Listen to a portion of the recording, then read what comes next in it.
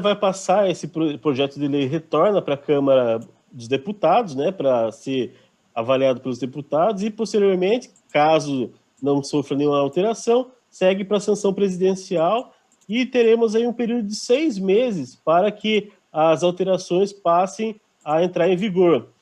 São várias alterações, algumas delas não constavam na proposta original do governo.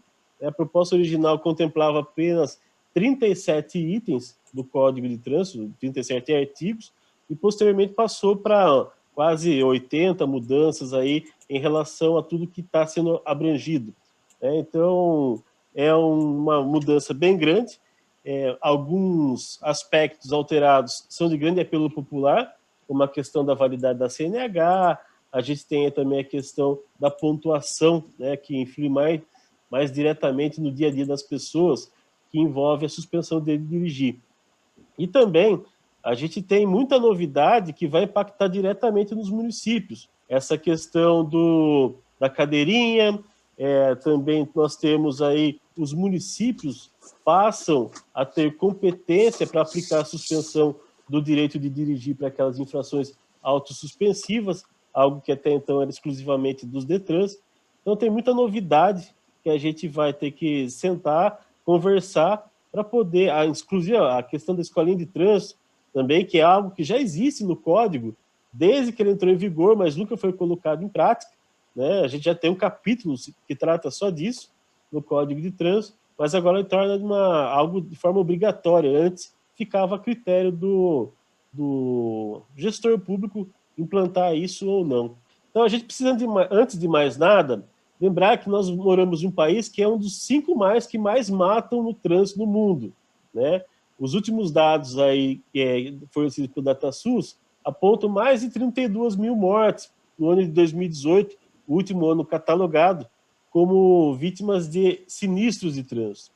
Então, quando a gente fala de um trânsito que está entre os 5 que mais matam, a tendência é que você mantenha, aperfeiçoe a legislação e não flexibilize. Porque o argumento de que dobrar a pontuação, porque hoje, a qualquer momento, a pessoa pode atingir 40 pontos, é uma grande, desculpa o termo, bobagem. Porque se você seguir a regra a todo e qualquer momento de forma voluntária, ninguém estoura a pontuação. A gente tem, assim, um sistema hoje que, por exemplo, conduzir manuseando o celular é uma infração de natureza gravíssima. 7 pontos.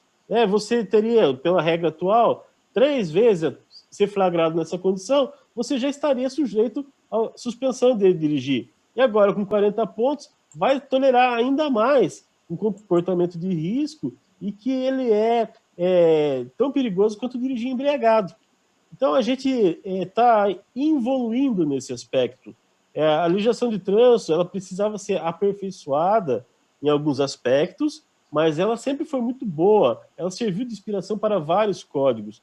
Então, e se você tomar por base que apenas 4% dos condutores brasileiros são infratores contumazes, a gente está mudando a perspectiva de punição, sendo mais tolerante com algo que mata muito, isso sem contar as pessoas que ficam permanentemente sequeladas, por conta de 4%. Então, a gente está beneficiando 4% em detrimento dos outros 96% da população. Em relação aos medidores de velocidade, os radares, né, popularmente chamados, ele não chega a fazer nenhuma alteração. O que nós temos, que foi debatido semana passada, e o Conselho Nacional de Trânsito colocou, diz respeito a rever a forma como a fiscalização é feita. Hoje nós temos uma resolução do CONTRAN, de número 396 de 2011, que estabelece os critérios para você utilizar. E dentro dessa mudança que ainda não foi publicada, né, essa sim, tão logo seja publicada, em questão de 2, 3 meses, no máximo, ela já deve estar em vigor, tá? Inclusive, o CONTRAN já avisou que quem fiscaliza já comece a reforçar o uso de placas, né, com limite de velocidade, porque vai ser uma das premissas dessa alteração, né? E daí ele proíbe você de utilizar o equipamento de velocidade preso em pontes, presos em viadutos, presos em passarelas. Ele só vai poder ser utilizado no próprio poste, na coluna de sustentação do equipamento. Outra novidade também que ele coloca, essa também é um retrocesso, é que aqueles equipamentos conhecidos como portáteis ou estáticos, né? O portátil é aquele que a gente segura ele, fiscaliza, e o estático, aquele que é preso em um tripézinho ou mesmo na defensa metálica, só poderão ser utilizados em locais com registros de acidente. Então, esse equipamento ele tem essa flexibilidade de utilização para aquela sensação do condutor que ele está sendo fiscalizado e que ele, de forma voluntária, respeite a todo momento o limite de velocidade.